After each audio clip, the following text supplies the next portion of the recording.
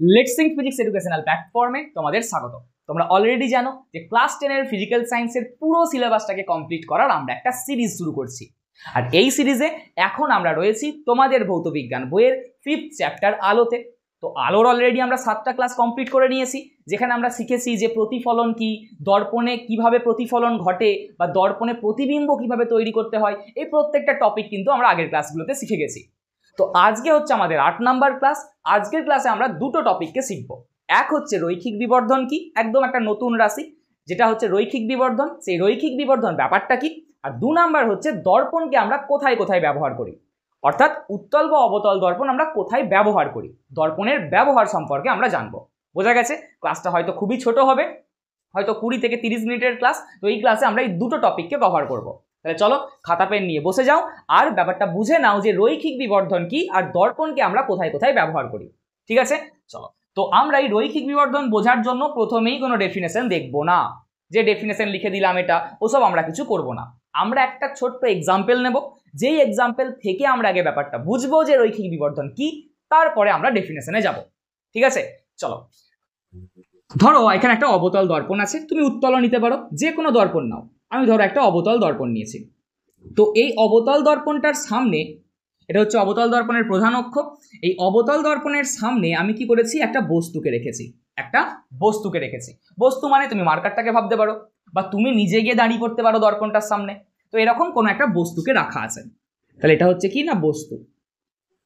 এবার এই যে বস্তুটা আছে, বস্তুটার উচ্চতা কত, আমি ধরে নিচ্ছি বস্তুটার দৈর্ঘ্য বা বস্তুটার উচ্চতা যাই বলো না কেন সেটা হচ্ছে 5 সেন্টিমিটার। এবার ধরো এই বস্তুটাকে আমি ফোকাস অপেক্ষা কম দূরত্বে রেখেছি, তাহলে এই বিন্দুটা হচ্ছে এই অবতল দর্পণটার ফোকাস। তো ফোকাস অপেক্ষা কম দূরত্বে আমি বস্তুটাকে রেখেছি। তাহলে আমরা জানি দর্পণ কি করবে, এই বস্তুর একটা প্রতিবিম্ব তৈরি করবে। এবার যেহেতু আমি বস্তুটাকে ফোকাস অপেক্ষা কম দূরত্বে রেখেছি, তার জন্য আমরা অলরেডি জানি যে এই বস্তুটার প্রতিবিম্ব তৈরি হবে দর্পণটার উল্টো দিকে, ঠিক এই দিকে একটা প্রতিবিম্ব তৈরি হবে। তো ধরে নাও এটা হচ্ছে প্রতিবিম্ব। কিভাবে এই প্রতিবিম্ব তৈরি হবে সেটা তো আমরা আগের ক্লাসে দেখে নিয়েছি। তো আমরা এখন ধরে নিচ্ছি যে এখানে একটা বস্তুকে রাখলাম, এখানে প্রতিবিম্ব তৈরি হলো। তো প্রতিবিম্বটার যখন আমি উচ্চতা মাপলাম বা দৈর্ঘ্য মাপলাম, ধরো আমি তার দৈর্ঘ্য পেলাম কত, 10 সেন্টিমিটার। তার মানে এই যে অবতল দর্পণটা আছে, এই অবতল দর্পণটা 5 সেন্টিমিটার একটা বস্তুর 10 সেন্টিমিটার উচ্চতা বিশিষ্ট একটা প্রতিবিম্ব তৈরি করেছে। ঠিক, তার মানে ছিল 5 সেন্টিমিটার তার উচ্চতা, কিন্তু অবতল দর্পণটা কি করলো, তার উচ্চতাটাকে বাড়িয়ে করে দিল কত, 10 সেন্টিমিটার। তাহলে আমি যদি তোমাকে জিজ্ঞাসা করি যে কতটা বাড়িয়ে দিল, ছিল তো 5 সেন্টিমিটার উচ্চতা, হয়ে গেল কত, 10 সেন্টিমিটার। অর্থাৎ তুমি যদি এখানে গিয়ে দাঁড়াও, ধরো তুমি এখানে গিয়ে দাঁড়িয়ে আছো, একটা অবতল দর্পণের সামনে ফোকাস অপেক্ষা কম দূরত্বে তুমি দাঁড়িয়ে আছো। তো তোমার কি মনে হবে, তোমার থেকে একটা বিশাল বড় ওদিকে একটা প্রতিবিম্ব তৈরি হয়েছে। তোমার যা হাইট তো আছেই, তো উল্টো দিকে দেখবে তোমার থেকেও বড় প্রতিবিম্ব কিন্তু তৈরি হয়ে গেছে। তুমি তো অবাক হয়ে যাবে যে তাই তো, কি করে হলো, আমার তো এইটুকু হাইট, দর্পণটা কি করে এরকম বড় করে দিল।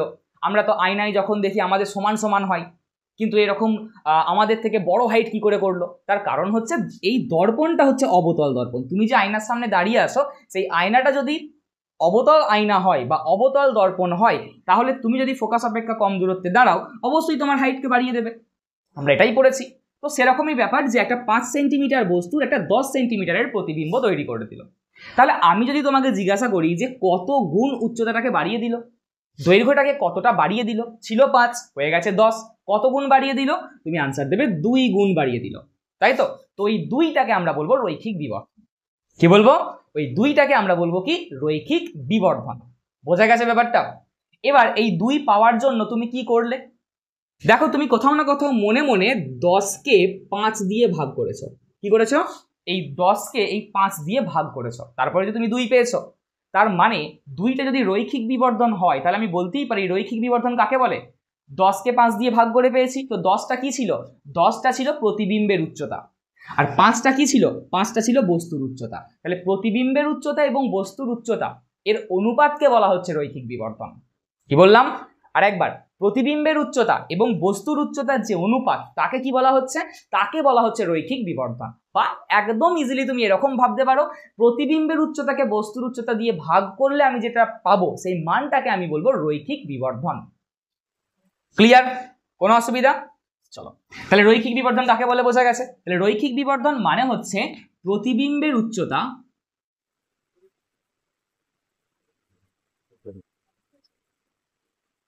এবার উচ্চতাটাকে তোমার দৈর্ঘ্য বলেও লেখা থাকতে পারে প্রশ্নে, উচ্চতা এবং বস্তুর উচ্চতা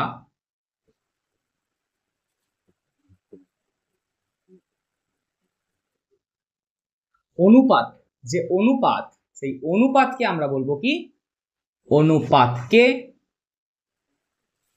রৈখিক বিবর্ধন বলে।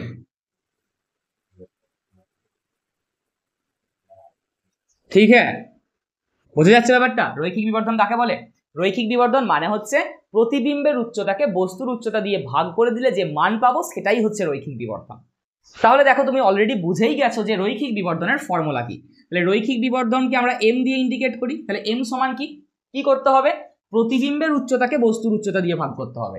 বস্তুকে কিন্তু প্রতিবিম্ব নয়, প্রতিবিম্বের উচ্চতাকে বস্তুর উচ্চতা দিয়ে, মানে ওপরে কিন্তু প্রতিবিম্বই থাকবে, ওপরে বস্তু থাকলে হবে না। ঠিক আছে, তো চলো, রৈখিক বিবর্ধনের ফর্মুলা হচ্ছে প্রতিবিম্বের উচ্চতা প্রতিবিম্বের উচ্চতা। এবার ধরো আমি প্রতিবিম্বের উচ্চতাকে এইচ ড্যাশ দিয়ে লিখলাম, এইচ লিখে মাথায় একটা এরকম চিহ্ন এইচ ড্যাশ দিয়ে লিখলাম। আমি যেমন ধরে নিয়েছি প্রতিবিম্বের উচ্চতা এই এক্সাম্পলটার জন্য 10, তো আমি 10 না নিয়ে ধরে নিলাম এইচ ড্যাশ ডিভাইডেড বাই কি করতে হবে, বস্তুর উচ্চতা, বস্তুর উচ্চতা। আর এই বস্তুর উচ্চতা আমি এক্সাম্পলের জন্য 5 নিয়েছি, তো 5-এর জায়গায় তো 10, 15, 20 যা খুশি হতে পারে, তার জন্য আমি একটা ভেরিয়েবল নিচ্ছি যেটাকে আমি বলছি এইচ। তার মানে প্রতিবিম্বের উচ্চতা এবং বস্তুর উচ্চতার যে অনুপাত, অনুপাত মানে কি, ভাগ করা, তো প্রতিবিম্বের উচ্চতাকে বস্তুর উচ্চতা দিয়ে যখনই ভাগ করলাম কি পেলাম, আমরা পেলাম রৈখিক বিবর্ধন। তাহলে এইটাই হচ্ছে অ্যাকচুয়ালি রৈখিক বিবর্ধন, এর থেকে বেশি চিন্তা ভাবনা করার কিচ্ছু নেই। তাহলে রৈখিক বিবর্ধন খুবই সোজা জিনিস একটা। আমরা কোনো একটা দর্পণে, যে কোনো দর্পণ, ধরো একটা আমি দর্পণও হতে পারে, লেন্সও হতে পারে, তো ব্যাপারটা কিন্তু একই, কনসেপ্টটা কিন্তু একই। বস্তু রাখলে তার প্রতিবিম্ব তৈরি হবে, তো প্রতিবিম্বের একটা হাইট থাকবে, বস্তুর একটা হাইট থাকবে, তো প্রতিবিম্বের হাইট আর বস্তুর যে হাইট তাদের যে অনুপাত তাকে আমরা কি বলবো, রৈখিক বিবর্ধন। বোঝা গেছে? চলো মুছে দিই এটা এক্সাম্পলটা। এইবার যদি তোমাকে আমি জিজ্ঞাসা করি যে রৈখিক বিবর্ধনের একক কি, তোমাকে পরীক্ষায় এরকম প্রশ্ন দিতে পারে কিন্তু, যে রৈখিক বিবর্ধনের একক কি। তাহলে হেডিং করে ফেলো রৈখিক বিবর্ধনের একক। রৈখিক বিবর্ধনের একক কি, ভালো করে দেখবে, রৈখিক বিবর্ধনের একক। তো রৈখিক বিবর্ধনের একক বার করতে গেলে মানে এম এর একক আমি সমান কি পেয়েছি, এম সমান প্রতিবিম্বের উচ্চতা বাই বস্তুর উচ্চতা। তাহলে এম এর একক সমান প্রতিবিম্বের উচ্চতার একক বাই বস্তুর উচ্চতার একক। এবার প্রতিবিম্বের উচ্চতা মানে উচ্চতার একক যা হবে, বস্তুর উচ্চতার এককও তো তাই হবে। ধরো তুমি যখন বস্তুর উচ্চতাটাকে সেন্টিমিটারে মাপো, ধরো তুমি ধরে নিলে বস্তুর উচ্চতাটাকে তুমি সেন্টিমিটারে মাপলে, তাহলে অবশ্যই প্রতিবিম্বের উচ্চতাটাকে তুমি কিলোমিটারে মাপবে না, কিসে মাপবে, সেন্টিমিটারেই মাপবে। তাহলে সেই ক্ষেত্রে প্রতিবিম্বের উচ্চতার এককও কি হবে, সেন্টিমিটারই হবে। প্রতিবিম্বের উচ্চতা যদি সেন্টিমিটারে মাপি, তাহলে বস্তুর উচ্চতাটাকেও আমরা কিসে মাপবো, সেন্টিমিটারেই মাপবো। তো সেন্টিমিটার সেন্টিমিটার ক্যান্সেল করে রইল কত, 1। তার মানে এই রৈখিক বিবর্ধনের কিন্তু কোনো একক হয় না, রৈখিক বিবর্ধনের কিন্তু কোনো একক হয় না। বোঝা গেছে কেন? কারণ এখানে দুটোই উচ্চতার অনুপাত আছে, তো উপরে উচ্চতার একক নিচে উচ্চতার একক কেটে গেল, তার জন্য এটা হচ্ছে একটা একক বিহীন রাশি। তোমাকে পরীক্ষায় একটা প্রশ্ন দিল যে রৈখিক বিবর্ধনের একক নিচের কোনটি, দিয়ে ধরো 3-4টা অপশন দিয়ে দিল, মিটার, কিলোমিটার, সেন্টিমিটার, পাশে একটা দিয়ে দিল 1। তুমি ভাববে 1 তো একক হতে পারে না, তাহলে 1 তো নয়, বাকিগুলোর মধ্যে কোনো একটা করে আসবে, কিন্তু ওটাই ভুল। রৈখিক বিবর্ধনের একক হয় না, একক বিহীন রাশি। তো একক বিহীন রাশিকে আমরা 1 দিয়ে রিপ্রেজেন্ট করি, কি দিয়ে, 1 দিয়ে রিপ্রেজেন্ট করি। বুঝতে পারলে? চলো এবার এই জায়গায় আমরা ছোট্ট কয়েকটা জিনিস মনে রাখবো, ছোট্ট নোটসের মতো করে তুমি এটাকে লিখে রাখতে পারো, নোটের মতো করে লিখে রাখবে। পুরোটাই কিন্তু দেখো ম্যাথামেটিক্সের ওপর ভিত্তি করে আছে, একদম পুরো ম্যাথামেটিক্যাল। তুমি বুঝতে, ব্যাপারটা দেখলেই বুঝতে পারবে যে কি হতে চলেছে এরপর। নোট বলে লিখে রাখো। 1 নাম্বার, ধরো আমি তোমাকে বললাম এম এর মান 1, অর্থাৎ রৈখিক বিবর্ধন যদি 1 হয় তাহলে কি, এটা কি ইমপ্লাইজ করছে, মানে এটা থেকে আমি কি বুঝতে পারছি। ধরো কোনো একটা কোয়েশ্চেন দিল, দিয়ে তোমাকে বললো যে রৈখিক বিবর্ধনের মান যদি 1 হয় তাহলে এটা থেকে আমরা কি বুঝতে পারি, এরকম টাইপের একটা প্রশ্ন দিল। তাহলে আমরা ধরে নিলাম রৈখিক বিবর্ধন কত, 1। তাহলে এটা থেকে আমরা কি বুঝতে পারছি, দেখো রৈখিক বিবর্ধন এর মান তো 1, তাহলে m সমান যদি 1 হয় তাহলে আমি এখানে 1 লিখতে পারি। তাহলে 1 ইজ ইকুয়াল টু কি, প্রতিবিম্বের উচ্চতা বাই বস্তুর উচ্চতা। তো প্রতিবিম্বের উচ্চতাকে আমি h ড্যাশ দিয়ে লিখেছি, বস্তুর উচ্চতাকে আমি h দিয়ে লিখেছি। তাহলে যদি রৈখিক বিবর্ধনের মান 1 হয় তার মানে আমি জানি m সমান h ড্যাশ বাই h। তো m এর জায়গায় তো আমি 1 বসাতেই পারি যদি m এর মান 1 আমাকে বলে দেয়, বসালাম। তাহলে দেখো এখান থেকে আমরা কি লিখতে পারি, কোনাকুনি গুণ করে দাও, 1 এর নিচে কিছু নেই মানে কি আছে, 1 আছে। তো এর সাথে এর গুণ, এর সাথে এর গুণ, তাহলে h ইন্টু 1 মানে কি h ড্যাশ ইন্টু 1 মানে কি h ড্যাশ। তাহলে কি বুঝতে পারলে, কি বুঝতে পারলা এখান থেকে, কি বোঝা যাচ্ছে? বোঝা যাচ্ছে যে যদি রৈখিক বিবর্ধনের মান 1 হয় তাহলে h ড্যাশ সমান h হয়, h ড্যাশ সমান h হয়। h ড্যাশটা কি, প্রতিবিম্বের উচ্চতা, hটা কি, বস্তুর উচ্চতা। তার মানে m এর মান যদি 1 হয় তাহলে আমরা বলতেই পারি h ড্যাশ সমান h ড্যাশ h মানেই হচ্ছে কি, বস্তুর উচ্চতা, h ড্যাশ মানে কি, প্রতিবিম্বের উচ্চতা। তার মানে বস্তুর উচ্চতা আর প্রতিবিম্বের উচ্চতা কি হয়, সমান হয়। কি হয়, সমান হয়। ক্লিয়ার জায়গাটা? তাহলে এখান থেকে আমরা এটা বুঝতে পারছি যে বস্তুর উচ্চতা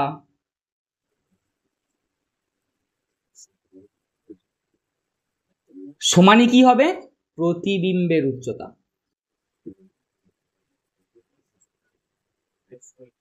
কখন, যদি রৈখিক বিবর্ধন 1 হয়। বা তুমি এভাবে ভাবতে পারো, ধরো একটা 10 সেন্টিমিটারের বস্তু রেখেছো, তো ওদিকেও 10 সেন্টিমিটারেরই প্রতিবিম্ব তৈরি হলো, তাহলে 10 বাই 10 সমান কত, 1 আসছে। তার মানে রৈখিক বিবর্ধনের মান 1 তখনই হবে যখন বস্তুর উচ্চতা আর প্রতিবিম্বের উচ্চতা কি হবে, সমান হয়ে যাবে। বোঝা গেছে? তাহলে একটা এরকম প্রশ্ন দিতে পারে যে m ইকুয়াল টু 1 হলে নিচের কোনটি সত্য, তাহলে কোনটা সত্য হবে, সেক্ষেত্রে বস্তুর উচ্চতা প্রতিবিম্বের উচ্চতা সমান সমান হবে। বোঝা যাচ্ছে তো? চলো নেক্সট। ধরো আমি তোমাকে বললাম 2 নাম্বার, ধরো এক লিখে রাখবে এটাকে, যে যদি m এর মান গ্রেটার দ্যান 1 হয়, m এর মান গ্রেটার দ্যান 1। এবার m এর মান গ্রেটার দ্যান 1 মানে কি, একের থেকে বেশি কিছু একটা মান। তাহলে আমি ধরে নিচ্ছি যে একের থেকে বেশি, ধরো তুমি কোনো একটা মান নিয়ে নাও, ধরো একের থেকে বেশি আমি 2 নিয়ে নিলাম, তাহলে আমি m এর জায়গায় 2 বসাতেই পারি মনে মনে। তাহলে 2 সমান আমি কি লিখতে পারি, h dash by h, h dash by h লিখতে পারি। তো আমি যদি ধরে নিই m এর মান গ্রেটার দ্যান 1, মানে m এর মান যদি 1 এর থেকে বেশি হয়, তাহলে m এর মান যদি 1 এর থেকে বেশি হয় তাহলে আমি 1 এর থেকে বেশি কোনো একটা মান বসালাম আমার এই ইকুয়েশনে, তাহলে 1 এর থেকে বেশি মান মানে 2, তাহলে 2 সমান h ড্যাশ বাই h আমি লিখতেই পারি। আমি এই সম্পর্কটাকে দেখছি, আমি কি বুঝতে পারছি। তাহলে এখান থেকে দেখো আমি লিখতে পারি সেই সেম জিনিস, 2 এর নিচে কিছু নেই মানে কি আছে, 1 আছে, কোনাকুনি গুণ করে দাও, তাহলে কি পাচ্ছ, 2h is equal to 1h dash, বা লিখতে পারি h ড্যাশ। তাহলে যদি m এর মান 1 এর থেকে বেশি হয়, ভালো করে দেখবে, যদি m এর মান 1 এর থেকে বেশি হয় তাহলে আমি কি বলতে পারি সেটা বোঝার জন্য আমি m এর মানটা 1 এর থেকে বেশি কোনো একটা মান নিয়ে নিয়েছি। তো m এর একটা বেশি মান 1 এর থেকে বেশি 2 নিয়ে নিয়েছি, তাহলে 2 সমান h ড্যাশ বাই h, অর্থাৎ প্রতিবিম্বের উচ্চতা বাই বস্তুর উচ্চতা। তো এখানে কি করলাম, ক্রস গুণ করলাম, আমি বলতেই পারি 2h সমান h ড্যাশ।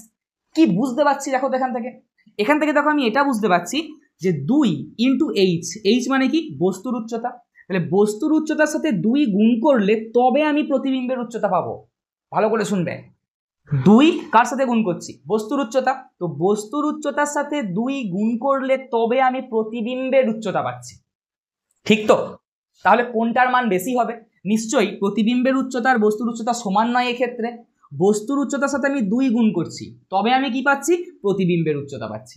কি পাচ্ছি, প্রতিবিম্বের উচ্চতা পাচ্ছি। তার মানে এখানে কার মান বেশি, অবশ্যই h ড্যাশের মান বেশি, প্রতিবিম্বের উচ্চতাটা বেশি, কারণ বস্তুর উচ্চতার সাথে 2কে গুণ করলে তবে আমি প্রতিবিম্বের উচ্চতা পাবো। তার মানে প্রতিবিম্বের উচ্চতা এক্ষেত্রে কি হবে, বেশি হবে। ঠিক তো? বোঝা যাচ্ছে? চলো, তাহলে এই কেসটা কি ইন্ডিকেট করছে, m এর মান যদি 1 এর থেকে বেশি হয় তাহলে আমরা কি বলতে পারি, m এর মান যদি 1 এর থেকে বেশি হয় তাহলে আমরা বলতেই পারি যে বস্তুর উচ্চতা কি হবে, লেস দ্যান প্রতিবিম্বের উচ্চতা। প্রতিবিম্বের উচ্চতাটা এক্ষেত্রে বড় হবে, প্রতিবিম্বের উচ্চতা। দেখো বুঝতে পারছো যে যদি তোমাকে এরকম বলে দেয় যে m এর মান গ্রেটার দ্যান 1, m এর মান 1 এর থেকে যদি বেশি হয় তাহলে আমরা এখান থেকে কি বুঝতে পারছি, এখান থেকে আমরা বুঝতে পারছি m এর মান যদি 1 এর থেকে বেশি হয় তাহলে বস্তুর উচ্চতার থেকে প্রতিবিম্বের উচ্চতা বেশি হবে। এই যে মুখ যেদিকে আছে সেদিকটা বড়, তার মানে প্রতিবিম্বের উচ্চতা বেশি, বস্তুর উচ্চতা কম। ক্লিয়ার জায়গাটা? চলো 3 নাম্বার, ঠিক এর অপোজিটটা দেখবো।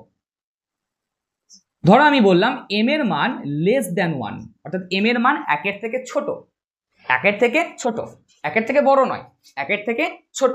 তাহলে কি হবে? তাহলে আমি একটা এক্সাম্পল নিয়ে নিই 1 থেকে ছোট এম এর মান।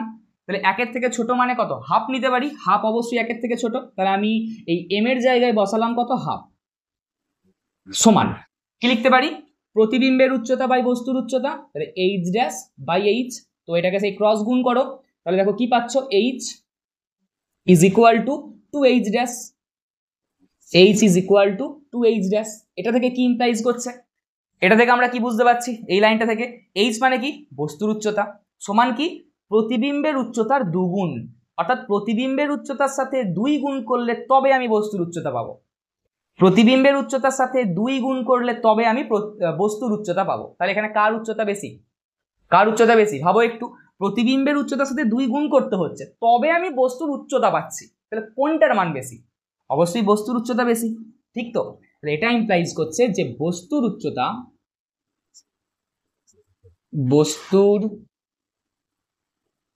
উচ্চতা গ্রেটার দ্যান প্রতিবিম্বের। তো এই তিনটে জায়গা তোমাকে একটু বুঝতে হবে। প্রতিবিম্বের উচ্চতা, আমার আর জায়গা নেই, আমি উ লিখে দুটো ডট দিয়ে দিলাম, ঠিক আছে?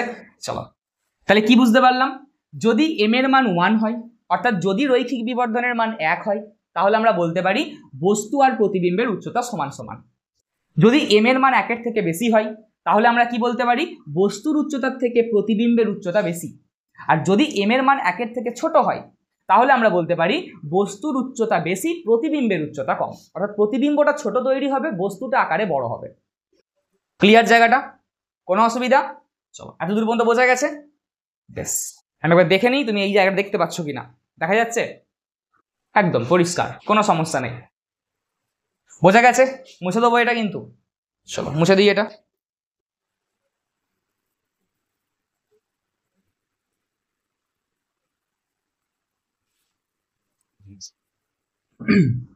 এবার দুটো অঙ্ক করে ফেলি এখান থেকে, তাহলেই আমাদের কনসেপ্টটা আরো ক্লিয়ার হয়ে যাবে কি বলতে চাইছে, এইসব রৈখিক বিবর্ধন জিনিসগুলো কি, কোথা থেকে এলো, কি হলো।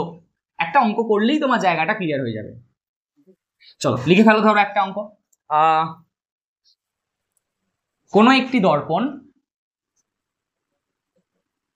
আমি জানি না কোন দর্পণ, তো কোনো একটি দর্পণ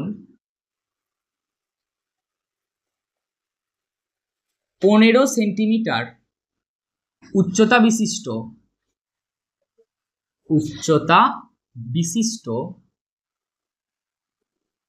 একটি বস্তুর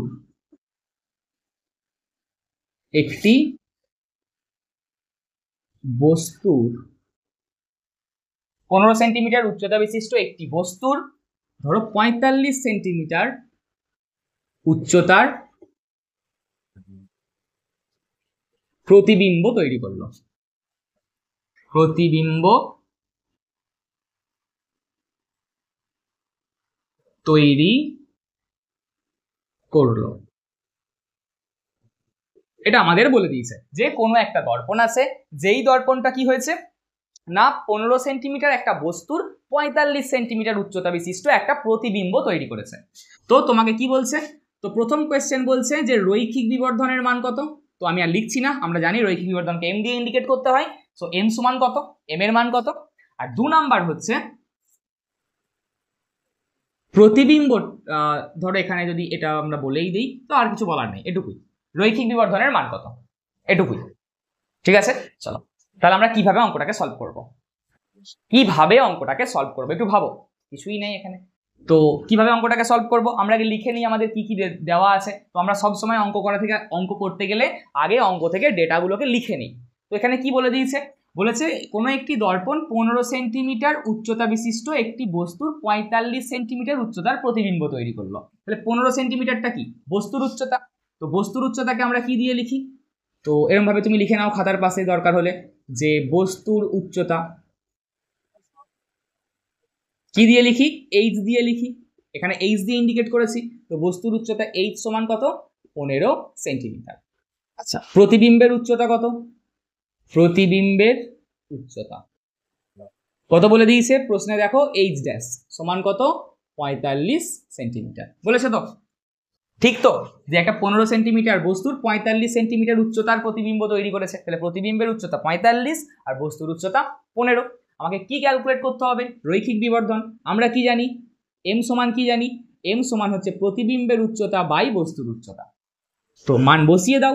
এইচ ড্যাশের মান হচ্ছে 45, এইচ এর মান হচ্ছে 15, 15 3 45, তাহলে এম এর মান কত আসছে? 3। এম সমান কত? 3। তাহলে ওই দর্পণটার রৈখিক বিবর্ধন কত? দর্পণটার রৈখিক বিবর্ধন হচ্ছে কত? 3। বোঝা গেছে? রৈখিক বিবর্ধন কত? 3। কোনো সমস্যা? এইবার দেখো, আমরা একটা ছোট্ট জিনিস এখানে ব্যাপারটা একটু বুঝে নাও, যে এম সমান যদি 3, তাহলে এম এর মান 1 এর থেকে বেশি। 3 মানে কি? এখানে এই রৈখিক বিবর্ধন 3 মানে কি? 1 এর থেকে তো বড় সংখ্যা 3টা, তাহলে এম এর মান 1 এর থেকে বেশি। তাহলে 1 এর থেকে বেশি হলে আমরা কি রেখেছিলাম একটু আগে? বস্তুর থেকে প্রতিবিম্বের উচ্চতা বেশি হয়, তাই তো? দেখো এখানে বস্তুর উচ্চতা কত? 15, প্রতিবিম্বের উচ্চতা কত? 45, তাহলে বস্তুর থেকে প্রতিবিম্বের উচ্চতা বেশি। বোঝা যাচ্ছে? কোনো সমস্যা? নেক্সট প্রশ্ন। কোনো একটি দর্পণ, কোনো একটি, ধরো উত্তল দর্পণ বললাম, উত্তল দর্পণ, ধরো এরকম লেখো, 1 মিটার দৈর্ঘ্যের বস্তুর, ধরো এরকম 1 মিটার দৈর্ঘ্যের বস্তুর 0.5 মিটার উচ্চতা বিশিষ্ট বা উচ্চতার প্রতিবিম্ব গঠন করে,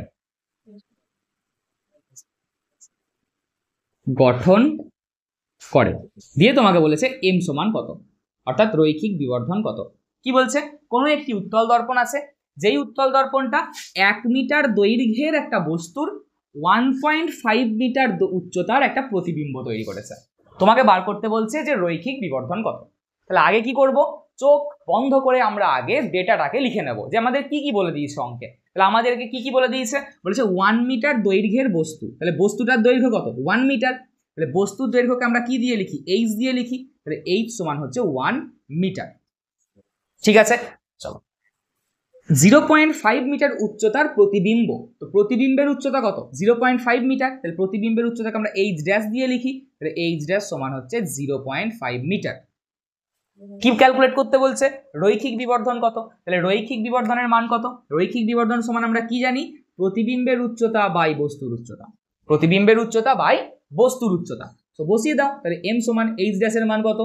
0.5 ডিভাইডেড বাই 1, আর কোনো কিছু বাই 1 মানে সেই সংখ্যাটাকেই বোঝাই। তাহলে এম সমান কত? 0.5। তাহলে ওই উত্তল দর্পণটার রৈখিক বিবর্ধন কত? 0.5।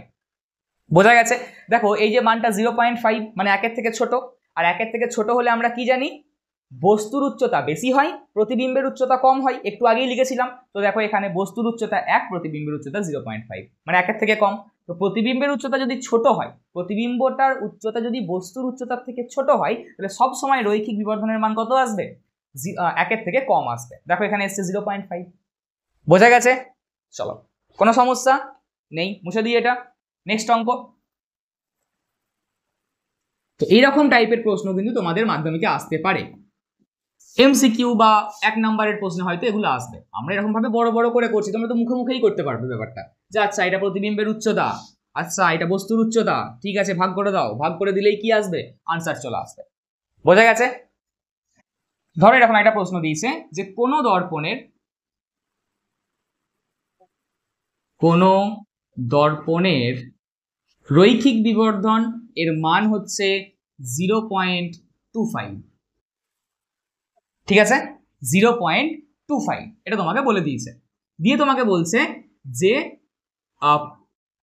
প্রতিবিম্বের উচ্চতার সাথে বস্তু, মানে প্রতিবিম্বের উচ্চতা বেশি হবে না বস্তুর উচ্চতা বেশি হবে, এরকম টাইপের একটা প্রশ্ন দিচ্ছে, যে যদি কোনো একটা দর্পণের রৈখিক বিবর্ধনের মান 0.25 হয়, তাহলে সেক্ষেত্রে প্রতিবিম্বের উচ্চতাটা বেশি হবে না বস্তুর উচ্চতাটা বেশি হবে। তাহলে আমরা অলরেডি কি জানি বলো?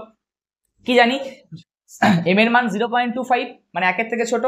তো তো যদি রৈখিক বিবর্ধন একের থেকে ছোট হয় তার মানে অবশ্যই কি বস্তুর উচ্চতাটা বেশি আর প্রতিবিম্বের উচ্চতা কি কম। তার মানে এটা থেকে আমরা এমনিই বুঝতে পারছি যে বস্তুটার উচ্চতা কি হবে, বেশি হবে। বস্তুর উচ্চতা গ্রেটার দ্যান প্রতিবিম্বের উচ্চতা। তো এরকম টাইপের তোমাকে শর্ট প্রশ্নও দিতে পারে যে যদি এম এর মান এরকম হয় তাহলে নিচের কোনটি সত্য। তাহলে আমরা দেখলেই বুঝতে পারবো, যদি দেখি 1 তাহলে দুজনাই সমান, যদি দেখি একের থেকে বেশি তাহলে প্রতিবিম্বটা বেশি বড় হবে, আর যদি দেখি যে একের থেকে ছোট তাহলে বস্তুটা বেশি বড় হবে, অর্থাৎ বস্তুটার উচ্চতা কি হবে, বেশি হবে। তাহলে এই লাইনটা থেকে আমরা এটা বলতেই পারি। বোঝা গেছে? কোনো অসুবিধা? চলো আজ দূর পর্যন্ত লিখে নাও। এবার যেটা দেখবো সেটা হচ্ছে যে এই যে দর্পণ আমরা পড়লাম, যে এই উত্তল দর্পণ, অবতল দর্পণ, এগুলোকে আমরা ব্যবহার কোথায় করি, বাস্তবে আমাদের এগুলো কোথায় কোথায় কাজে লাগে। দেখো প্রথমত যেটা দেখো এখানে লেখা আছে অবতল দর্পণ। অবতল দর্পণ কোথায় ব্যবহার করা হয়? দন্ত চিকিৎসা আর দাড়ি কামানোর দর্পণ রূপে। কোথায়? দন্ত চিকিৎসায় আর দাড়ি কামানোর দর্পণ রূপে। ধরো দন্ত চিকিৎসায় ব্যাপারটা কিভাবে অবতল দর্পণকে ব্যবহার করা হয়। ধরো তুমি যখন কোথাও দাঁত দেখাতে গেছো, মানে ধরো তুমি কোনো ডেন্টাল ক্লিনিকে গেছো, তো সেখানে গিয়ে ধরো তোমার দাঁতের ভিতরে একটা ছোট্ট গ্যাপ হয়ে গেছে, একটা ফুটো হয়ে গেছে, তো সেখানটা কি করতে হয়, সিল করে দিতে হয়। দেখবে আমি শুনেছি এগুলো কথাগুলো, এগুলোকে কি করতে হয়, সেই জায়গাটাকে সিল করে দিতে হয়। তো ওই দাঁতের ভিতরে একটা ছোট্ট ফুটো হয়েছে, সেটাকে ডাক্তার দেখবে কি করে, খুব ছোট, ওটাকে দেখতে পাবো না। তার জন্য সেখানে ব্যবহার করা হয় কি অবতল দর্পণ। কিভাবে ব্যবহার করা হয় দেখো, আমরা অলরেডি বিষয়টা জানি যে এরকম ধরো একটা অবতল দর্পণ যদি আমরা নিই, তো এই অবতল দর্পণের এটা যদি ফোকাস বিন্দু হয়, এটা ধরো মুখ্য ফোকাস, তো এই মুখ্য ফোকাসের থেকে কম দূরত্বে ডাক্তার কি করে, তোমার দাঁতটাকে রেখে দেয়। এটা ধরো তোমার দাঁত, এই দাঁতটাকে কোথায় রাখবে, ফোকাস অপেক্ষা কম দূরত্বে রাখবে। তো ডেন্টাল ক্লিনিকে কি হয় না, ওই যে অবতল দর্পণটা আছে, ওই অবতল দর্পণটা নিয়ে তোমার দাঁতটাকে দেখবে। তা যখন ডাক্তার দেখবেন তোমার দাঁতটাকে, তখন কি করবে, এমন ভাবেই দর্পণটাকে রাখবে যাতে করে তোমার দাঁতটা ফোকাস অপেক্ষা কম দূরত্বে থাকে। আর আমরা কি জানি, অবতল দর্পণের ক্ষেত্রে ফোকাস অপেক্ষা কম দূরত্বে যদি কোনো বস্তু থাকে তাহলে কি হয়, ওই অবতল দর্পণটা এই বস্তুটারই একটা কি করবে, এরকম বড় প্রতিবিম্ব তৈরি করে দেবে, একটা ঠিক উল্টো দিকে একটা বড় প্রতিবিম্ব তৈরি করে দেবে। তো ডাক্তার কি করবে, সহজেই বুঝতে পারবে। একটা ছোট দাঁতটাকে বড় করে দেখাচ্ছে, জুম করে দিচ্ছে, তো এই জুম করে দিলে কি হবে, ওই যে গ্যাপটা আছে তোমার দাঁতের ভিতরে সেটাকেও স্পষ্ট দেখতে পাবে, তাহলে বুঝতে পারবে হ্যাঁ হ্যাঁ এবার কি করতে হবে কি না করতে হবে। বোঝা যাচ্ছে? তো এই হচ্ছে ব্যাপার। তো এই দন্ত চিকিৎসায় কি ব্যবহার করা হয়, এই প্রশ্নটা তো মাধ্যমিকে প্রায় দেয় যে দন্ত চিকিৎসায় কোন দর্পণ ব্যবহার করা হয়। দন্ত চিকিৎসায় অবতল দর্পণ ব্যবহার করা হয়। আর এর মেকানিজমটা কি, কিভাবে কাজ করে না, দর্পণের ফোকাস অপেক্ষা কম দূরত্বে কি করা হয়, এই তোমার দাঁতটাকে রাখা হয়। অ্যাকচুয়ালি তোমার দাঁতটাকে রাখা হয় না, দর্পণটাকে এমনভাবে সেট করা হয় যাতে দাঁতটা এই দর্পণের ফোকাস অপেক্ষা কম দূরত্বে থাকে। আর তাহলে কি হবে, এই দাঁতটার একটা বড় প্রতিবিম্ব তৈরি হবে ঠিক তার অপোজিট দিকে, তো ডাক্তার সহজেই দেখতে পাবে বিষয়টাকে। বোঝা যাচ্ছে? চলো নেক্সট হচ্ছে কি দাড়ি কামানোর দর্পণ রূপে। তো বাড়িতে দেখবে অনেক সময় যে আমরা যখন আমরা কি করে দাড়ি কামানোর জন্য, মেনলি তোমার বাবারা দেখবে যখন দাড়ি কামায় তখন কিন্তু এক ধরনের আয়না ব্যবহার করে, একটু ছোট মতো হয় আয়নাটা। তো ওই আয়নাটা কিন্তু নর্মাল আমাদের বাড়ির যে আয়না দেখে আমরা চুল আঁচড়াই সেরকম কিন্তু মোটেও না। তুমি দুটো আয়নাকে পাশাপাশি নেবে, দেখবে একটাতে তোমার মুখের সমান প্রতিবিম্ব তৈরি হচ্ছে, আর একটাতে তোমার মুখের থেকে আকারে ছোট প্রতিবিম্ব তৈরি হচ্ছে। ঠিক আছে? তো ওই আয়নাটা হচ্ছে কি আয়না না, ওটা হচ্ছে একটা অবতল দর্পণ। ওই দাড়ি কামানোর জন্য ছোট মতো দেখবে একটা আয়না পাওয়া যায়, ওটা বাবাকে গিয়ে জিজ্ঞাসা করবে তাহলেই বুঝতে পারবে, তোমাকে বলে দেবে যে এই আয়নাটা। ঠিক আছে? তো ওই দুটো আয়না নেবে, একটা হচ্ছে এই দাড়ি কামানোর আয়না, আর একটা হচ্ছে নর্মাল যে আয়নাতে আমরা চুল আঁচড়াই। দেখবে দুটোর যে প্রতিবিম্ব কিন্তু একই রকম নয়। একটাতে তোমার মুখের সমান তুমি প্রতিবিম্ব দেখতে পাবে, আর একটাতে তোমার মুখের থেকে ছোট আকারের প্রতিবিম্ব দেখতে পাবে। তো ওই যে আয়নাটা যেটা দাড়ি কামানোর জন্য ব্যবহার করা হয় সেটা কিন্তু একটা অবতল দর্পণ। ঠিক আছে? চলো নেক্সট হচ্ছে অধিবৃত্তীয় দর্পণ। তোমার মাথায় আসবে যা, অধিবৃত্তীয় দর্পণ তো আমি কোথাও পড়িনি, আমি তো উত্তল পড়েছি অবতল পড়েছি, তাহলে অধিবৃত্তীয় দর্পণটা কি? অধিবৃত্তীয় দর্পণ হচ্ছে একটা স্পেশাল টাইপের অবতল দর্পণ। এটাও কিছুটা অবতল দর্পণই, কিন্তু একটু স্পেশাল টাইপের অবতল দর্পণ, এইটা তুমি মাথায় রাখবে। কি অধিবৃত্তীয় দর্পণ একটা স্পেশাল টাইপের অবতল দর্পণ। অবতল দর্পণ দেখতে এরকম টাইপের হয়, আর অধিবৃত্তীয় দর্পণ মানে কি, ধরো এই দর্পণটাকে নিয়ে তুমি আরো চেপে দিয়েছো, তাহলে দর্পণটা কেমন হয়ে যাবে, এরকম টাইপের দেখতে হয়ে যাবে। তো এই দর্পণটাকে আমরা বলি কি না অধিবৃত্তীয় দর্পণ। এই দর্পণটাকে আমরা কি বলি, অধিবৃত্তীয় দর্পণ। অবতল দর্পণ মানে জাস্ট একটা গোলকের অংশ, কিন্তু অধিবৃত্তীয় দর্পণটা দেখো যেন এটা ঠিক গোলকের অংশ নয়, এটা আরো যেন একটু চাপা আছে দু সাইডটা। তো এই ধরনের দর্পণকে আমরা বলি অধিবৃত্তীয় দর্পণ। এই অধিবৃত্তীয় দর্পণ কোথায় ব্যবহার করা হয়? মোটর গাড়ির headlight, torch light, street light. এবার তুমি যদি একটু ভালো করে খেয়াল করো, মোটর গাড়ি মানে বাইকের সামনে যে লাইটটা আসে ওই হেডলাইটের আলোটা আর আমাদের বাড়িতে ধরো কোনো একটা বাল্ব থেকে যখন আলো বেরোয় দুটোর মধ্যে ডিফারেন্স আছে। কিরকম ডিফারেন্স না, মোটর গাড়ির হেডলাইট থেকে আলোটা যেন একটা নির্দিষ্ট ডিরেকশনে বাইরে বেরোচ্ছে, অর্থাৎ চারিদিকে ছড়িয়ে যাচ্ছে না। এই চারিদিকে ছড়িয়ে যাচ্ছে না কেন? বা স্ট্রিট লাইট বলো বা টর্চ লাইট বলো, এই টর্চ লাইটের আলো কিন্তু চারিদিকে ছড়িয়ে যায় না। যেমন বাড়িতে ধরো তোমার যে বাল্বটা লাগানো আছে সেই বাল্বটার আলো চারিদিকে ছড়িয়ে যাচ্ছে, কিন্তু টর্চ লাইট, স্ট্রিট লাইট বা মোটর বাইকের যে হেডলাইট সেখান থেকে যে আলোগুলো বেরোচ্ছে সেটা কিন্তু চারিদিকে ছড়াচ্ছে না, ওটা কিন্তু একটা পারফেক্ট ডিরেকশনে যাচ্ছে। তো কিভাবে যাচ্ছে?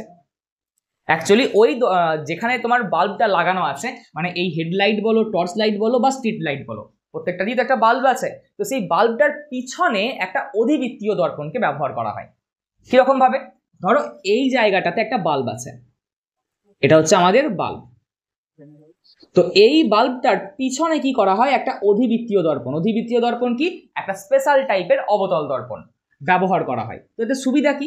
এই বাল্ব থেকে যখনই কোনো আলোক রশ্মি বাইরে বেরোবে, কিছু আলোক রশ্মিটা সোজা এদিকে বেরিয়ে যাবে, কিছু এদিকে সোজা বেরিয়ে যাবে, তাতে কোনো সমস্যা নেই। কিন্তু যেই লাইটগুলো এরকম ভাবে বেঁকে এই দিকে পড়বে, এই দর্পণে পড়বে বা এই দর্পণে গিয়ে পড়বে, এইভাবে গিয়ে পড়লো, এই অধিবৃত্তীয় দর্পণটা কি করবে? এদেরকে পারফেক্টলি সোজা করে দেবে, একেও পারফেক্টলি কি করে দেবে? সোজা করে দেবে। তার জন্য এখান থেকে যখন কোনো লাইট বেরোবে, এই বাল্ব থেকে যখন কোনো লাইট বেরোবে, সেটা অবতল এই অধিবৃত্তীয় দর্পণে প্রতিফলিত হবে, প্রতিফলিত হয়ে একটা পারফেক্ট ডিরেকশনে সামনের দিকে বেরিয়ে আসবে, তো এই পারফেক্ট ডিরেকশন দেওয়ার জন্য কি করা হয়? এখানে একটা অধিবৃত্তীয় দর্পণকে ব্যবহার করা হয়। ক্লিয়ার জায়গাটা? তাহলে অধিবৃত্তীয় দর্পণ কোথায় ব্যবহার করা হয়? মোটর গাড়ির headlight, torch light, street light, অর্থাৎ যে সমস্ত জায়গায় লাইটকে চারিদিকে ছড়াতে দেওয়ার কোনো প্রশ্ন আসে না, অর্থাৎ যেখানে লাইটকে আমরা একটা নির্দিষ্ট দিকে পাঠাতে চাইছি সেই জায়গাতেই দেখো অধিবৃত্তীয় দর্পণ ব্যবহার হচ্ছে। বোঝা গেছে? এইবার এই জায়গায় একটা প্রশ্ন খুব ভালো করে শুনে রাখবে, খুব মনোযোগ দিয়ে শুনে রাখবে জিনিসটা। ধরো তোমাকে একটা প্রশ্ন দিল যে মোটর গাড়ির হেডলাইটে কোন দর্পণ ব্যবহার করা হয়? সমতল দর্পণ, উত্তল দর্পণ, অধিবৃত্তীয় দর্পণ। তাহলে তো নর্মালি বুঝতে পারছি, হ্যাঁ মোটর গাড়ির হেডলাইটে অধিবৃত্তীয় দর্পণ ব্যবহার হচ্ছে। কিন্তু যদি তোমাকে এরকম দেয় যে মোটর গাড়ির হেডলাইটে কোন দর্পণ ব্যবহার করা হয়? উত্তল দর্পণ, অবতল দর্পণ, সমতল দর্পণ, তাহলে তোমার মনে হবে যে অধিবৃত্তীয় দর্পণটা তো আমাদের যে অপশন আছে সেই অপশনে নেই, তাহলে কি করব? কি বললাম? অধিবৃত্তীয় দর্পণ একটা স্পেশাল টাইপের অবতল দর্পণ। তাহলে অধিবৃত্তীয় দর্পণ যদি আমাদের অপশনে না থাকে তাহলে কিন্তু আমাদের অবতল দর্পণটাকে আনসার করে আসতে হবে। ক্লিয়ার জায়গাটা? কোনো অসুবিধা?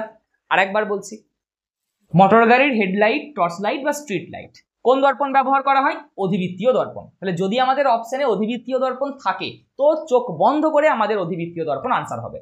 কিন্তু যদি অধিবৃত্তীয় দর্পণ অপশনে না থাকে তাহলে দেখবে অবশ্যই অবতল দর্পণ কিন্তু থাকবে। আর আমরা কি জানি?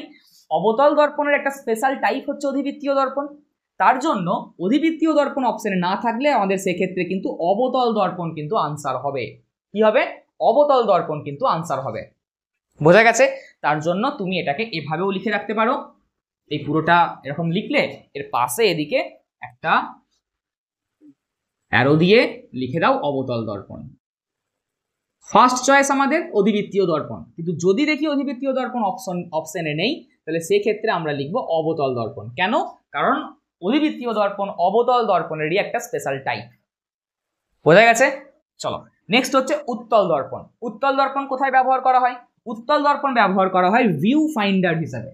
ভিউ ফাইন্ডার, তো ভিউ ফাইন্ডার ব্যাপারটা কি বা এটা কোথায় ব্যবহার করা হয়? এই ভিউ ফাইন্ডারের গল্পটা কি? ভিউ ফাইন্ডার সেগুলোকেই বলা হয়, দেখবে বাইকের দুদিকে দুটো লুকিং গ্লাস থাকে, বা যে কোনো গাড়িরই দেখবে দুপাশে দুটো কি থাকে?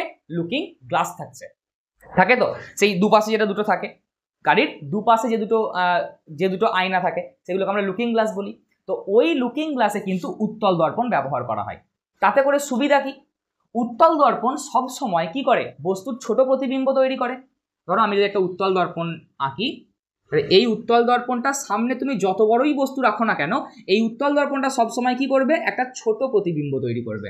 অর্থাৎ উত্তল দর্পণ কোনো একটা বস্তুকে ছোট করে দেয়।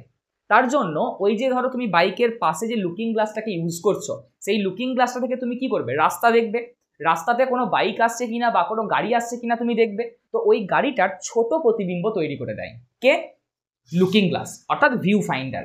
তার জন্য আমরা এখানে কি করি, উত্তল দর্পণ ব্যবহার করি। এবার যদি ধরো একটা উত্তল দর্পণ আমি ব্যবহার না করে সমতল দর্পণ ব্যবহার করি, তাহলে কি অসুবিধা হবে? তাহলে সমতল দর্পণ কি করবে, ওই বস্তুটারই সমান আকারের প্রতিবিম্ব তৈরি করবে। তাহলে যখন গাড়িটা আস্তে আস্তে আস্তে আস্তে তোমার বাইকের কাছে আসবে, তুমি দেখবে তোমার আয়নায় তুমি আর কিছু দেখতে পাচ্ছ না, কারণ ওই পুরো বাইকটাই তোমার আয়নায় সেট হয়ে যাবে। তার জন্য আমরা রাস্তার আর কিছু দেখতে পাবো না, সমস্যা হবে একটা। যাতে করে আমরা পুরো রাস্তাটাকে প্লাস রাস্তার মধ্যে পিছনে যে বাইক বা গাড়ি আছে সেটা বুঝতে পারার জন্য আমাদের কি করতে হয়, বস্তুর প্রতিবিম্বটাকে ছোট করে নিতে হয়। আর বস্তুর প্রতিবিম্ব ছোট কে করে দেয়, উত্তল দর্পণ। তার জন্য ভিউ ফাইন্ডার বা লুকিং গ্লাসে কোন দর্পণ ব্যবহার করা হয়, উত্তল দর্পণ। বুঝতে পারলে? তো এই যে ভিউ ফাইন্ডার কি কাজ করলো, দৃষ্টিক্ষেত্রটাকে বাড়িয়ে দিল, দৃষ্টিক্ষেত্রটাকে বাড়িয়ে দিল। মানে যদি সমতল দর্পণ ব্যবহার করতাম, তাহলে সমতল দর্পণ ব্যবহার করলে বস্তুটার সমান প্রতিবিম্ব তৈরি হতো, তাহলে আমরা আর কিছু দেখতে পেতাম না। কিন্তু উত্তল দর্পণ ব্যবহার করার জন্য বস্তুটার থেকে ছোট প্রতিবিম্ব তৈরি হয়েছে, তার জন্য চারপাশের জিনিসগুলোকেও আমরা দেখতে পাচ্ছি। তার মানে আমাদের দৃষ্টিক্ষেত্রটাকে বাড়িয়ে দিয়েছে। তো এই দৃষ্টিক্ষেত্রটাকে বাড়িয়ে দেওয়ার যে ব্যাপারটা, এটাকে বলা হচ্ছে রেয়ার ভিউ মিরর। কি বলা হচ্ছে, এই কনসেপ্টটাকে বলা হচ্ছে রেয়ার ভিউ মিরর। তো প্রশ্ন আসে যে রেয়ার ভিউ মিরর রূপে কোন দর্পণ ব্যবহার করা হয়? তাহলে রেয়ার ভিউ মিরর রূপে উত্তল দর্পণ ব্যবহার করা হয়। ভিউ ফাইন্ডার হিসেবে কোন দর্পণ ব্যবহার করা হয়? উত্তল দর্পণ ব্যবহার করা হয়। অ্যাকচুয়ালি ভিউ ফাইন্ডার দৃষ্টিক্ষেত্রকে বাড়িয়ে দেয়, তো দৃষ্টিক্ষেত্রকে বাড়িয়ে দেওয়াকেই আমরা বলছি রেয়ার ভিউ মিরর। ঠিক আছে, এই প্রশ্নটাও কিন্তু পরীক্ষায় মাধ্যমিকের জন্য ইম্পর্ট্যান্ট। এই দুটো কি কি, এক তো রেয়ার ভিউ মিরর বা ভিউ ফাইন্ডার হিসেবে কোন দর্পণ ব্যবহার করা হয়, আর দন্ত চিকিৎসায় কোন দর্পণ ব্যবহার করা হয়। বোঝা গেছে? তাহলে চলো, এই গেল আজকে আমাদের ক্লাস। কি কি দেখলাম আমরা আজকে? দেখলাম যে রৈখিক বিবর্ধন ব্যাপারটা কি, সেখান থেকে বেশ কিছু ছোট ছোট ইনফরমেশন পেয়ে গেলাম। আর দেখলাম দর্পণের ব্যবহারগুলো কি কি। অবতল দর্পণ কোথায় ব্যবহার হয়? দন্ত চিকিৎসা, দাড়ি কামানোর দর্পণ। অধিবৃত্তীয় দর্পণ মোটর গাড়ির headlight, torch light, street light. তো এই তিনটে জায়গাতেই ব্যবহার করা হয় কি, অধিবৃত্তীয় দর্পণ। অর্থাৎ যে জায়গায় একটা লাইটকে একটা পার্টিকুলার ডিরেকশনে পাঠানোর প্রয়োজন হবে, সেখানেই আমরা ব্যবহার করব অধিবৃত্তীয় দর্পণ। তো এই ধরো মোটর গাড়ির হেডলাইটে কোন দর্পণ ব্যবহার করা হয়, তো ফার্স্ট চয়েস হবে অধিবৃত্তীয় দর্পণ।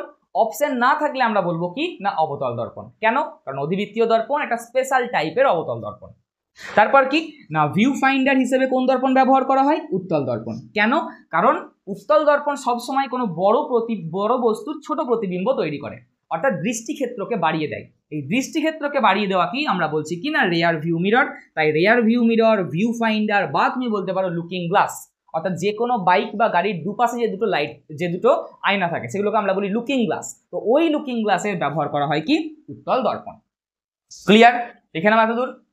চলো, তাহলে আজকের মতো ক্লাস এটুকুই। দেখা হবে আবার পরবর্তী ক্লাসে। পরের ক্লাসে আমরা শুরু করব কি, প্রতিসরণ। প্রতিফলন কমপ্লিট, তো পরের ক্লাসে শুরু করব প্রতিসরণ। তাহলে চলো, দেখা হবে আবার পরবর্তী ক্লাসে। সুস্থ থাকো, ভালো থাকো।